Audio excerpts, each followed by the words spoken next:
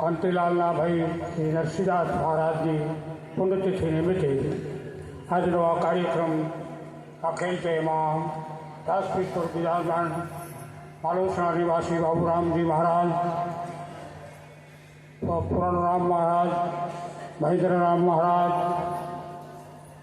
અમારે શંકરારામ મહારાજની ગાદી પર ગણેશરામ મહારાજ અને મહાપુરુષો અને મહેમાનો ભક્તજનો સર્વને મારા જય ગુરુવાર. મહાપુરુષો જે કંઈ કહે છે અને આપણે આજ સુધીમાં જે કંઈ આપણે જોઈ રહ્યા છીએ એ પણ એ ગુરુ મહારાજની કૃપા હોય તો આવા કાર્યક્રમનું આયોજન થાય કે થાય નહીં. મારે એક નાની ચકડી વાત કહેવી છે, બધું વધારે લાંબુ કહેવું નથી. અમારે કાલ અમારા રસોડામાં અમારા ઘેરથી ઊભો હતા. મેં કીધું આ તપેલી એકલી ખખડે કે એકલી ના ખખડે?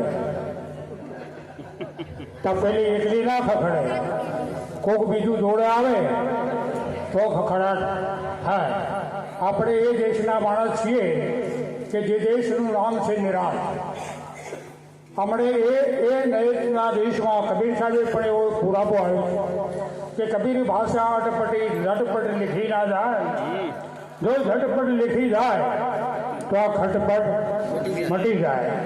આપણે બધા છે ને ભેગા થયા છીએ એ ખટપટ મટાડવા માટે. આપણી ખટપટ જો ના મટે તો આ જ્ઞાન મળવાનો કોઈ અર્થ ખરો?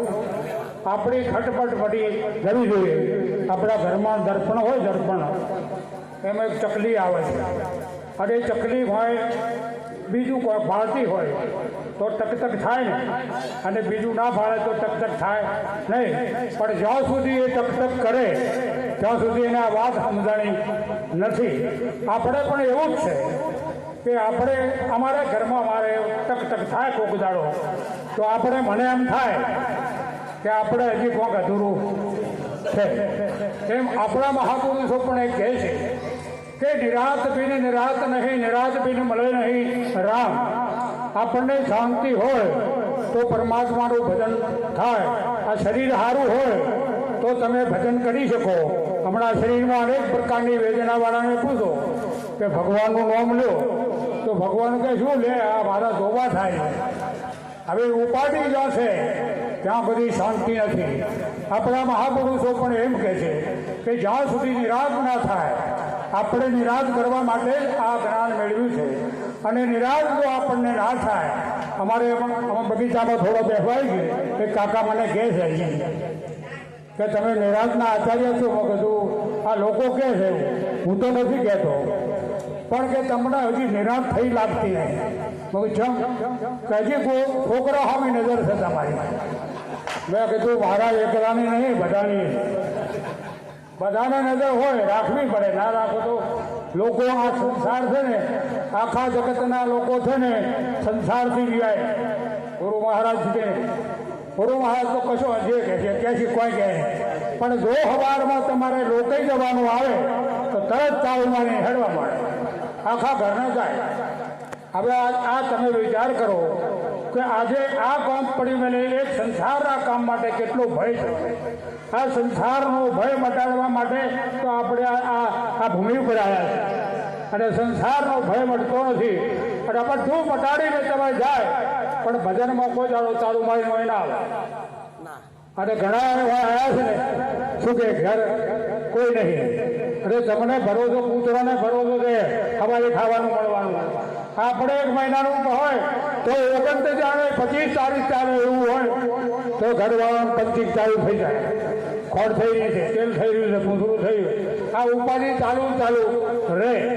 આપણને ઘણી વખત શું છે, આપણી શાંતિ અને જગતની મોટવી શાંતિમાં ઘણો ફરક છે. આપણને સદગુરુએ એવું એક મહાપુરુષે ગાયું છે કે ગુરુ બોધ ઉદય ઉરે થાય છે, એ બધા કર્મો વાળીને થાય છે.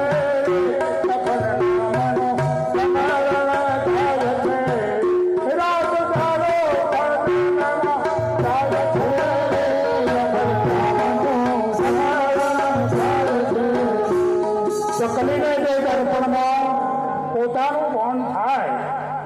ટક મટી જાય એના માટે ટક કરવાનું આવે જ નહીં, પણ પોતાનું દર્શન થતું હતું. હમણાં એક બેનને મેં પૂછ્યું હતું, પતિ પત્ની 2 જણા બેઠા છે, તમારા ઘરવાળાને ઓળખો છો? કે તો ઓળખો જ છું ને, ભલે હું પહેણીને આવી છું ને. મેં કીધું સાચા અર્થમાં કોઈ દાડો ઘરમાં તકરાર થાય છે કે તો થાય, તો તમે હજી અમને બરાબર ઓળખતા નથી. પોતાના સ્વરૂપનું જો ભાન હોય તો આ વિશ્વની અંદર બધામાં પોતે જ છે, અને આ જગતમાં જે કંઈ તમને મળ્યું છે એ કંઈ જુદું નથી મળ્યું તમારાથી. અને એવું જો આપણને સમજાઈ ગયું હોય તો આ ખટપટ આપણી 100% મટી જાય. અને આપણે ખટપટ મટાડવા માટે આપણા જીવનમાં મહાપુરુષો જીવન ધૌપન રાજમઢ અજીવત થાય કોઈ જો જીને જાય સત્સંગમય જીવન કાફળ હોય. આપણને સત્યનો સંગ થવો હોય તો આ વાતનો ખુલાસો આપણને ચકલી બતાવે છે. ચકલી એમ કે જો આ એને ચકલીને જો પોતાનું ભાન થાય કે આ અંદર છે ને હું જ છું, અને આ બધામાં જે છે ને એ પણ હું છું, તો કોઈને આમમાંથી ઓંગળી કરવા જેવું આવો છે ને તેવો છે ને ઓમ છે ને તેમ છે કશું કહેવાનું આવતું નથી. પણ આપણને સદગુરુએ એક જ વાત સમજાવી છે કે સમજ મેં સમાન હૈ, અખંડ શું ધ્યાન હૈ, ગુરુ પાર્થ કા વિશ્રામ મળે, ક્યાં ખુદ કા નામ નિર્માણ. આપણને સદગુરુએ કોઈ જગ્યાએ તમારે દર્શન કરવાનું આપણા સદગુરુ મળે ને તો તમને બીજું કોઈ બતાવ્યું નથી. આ ઓખોના પટોળ ઉતારી દીધા, જમ છે ને જેવું છે ને એવું તમને દેખાય, એ જ આપણું જ્ઞાન, બીજું જ્ઞાન છે નહીં.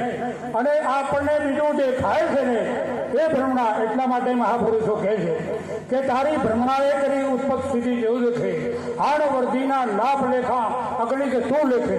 કયું કરાયું કોઈ થતું નથી, આ પાણી આગું પાછું સાગરમાં થતું નથી, પણ એવું જોનારે મિથ્યા જાણ્યું.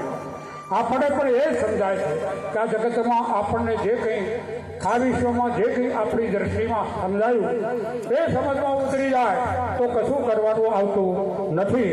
અને કશું કરવાનું આવે તો સુધી આપણે કોઈને કહેવું નહીં, પણ આપણામાં એટલી અધૂરી કહેવાય.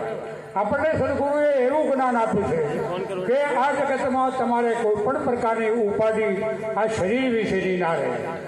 શરીરને બધું થાય છે એવું ભાન થાય, તમને કશું થાય એવું નથી. એટલે આવું જો આપણને સમજાઈ જાય તો આપણું જ્ઞાન છે ને આપણને પચ્યું છે. નહીં તો પછી વાતો ઘણી વખતે એક નાનું દર્શન કહું, અમારે નાના પર કહેતા મને દર્શનાંતમાં કે જ્યાં સુધી વાતો ત્યાં સુધી સાચી વાત નહીં.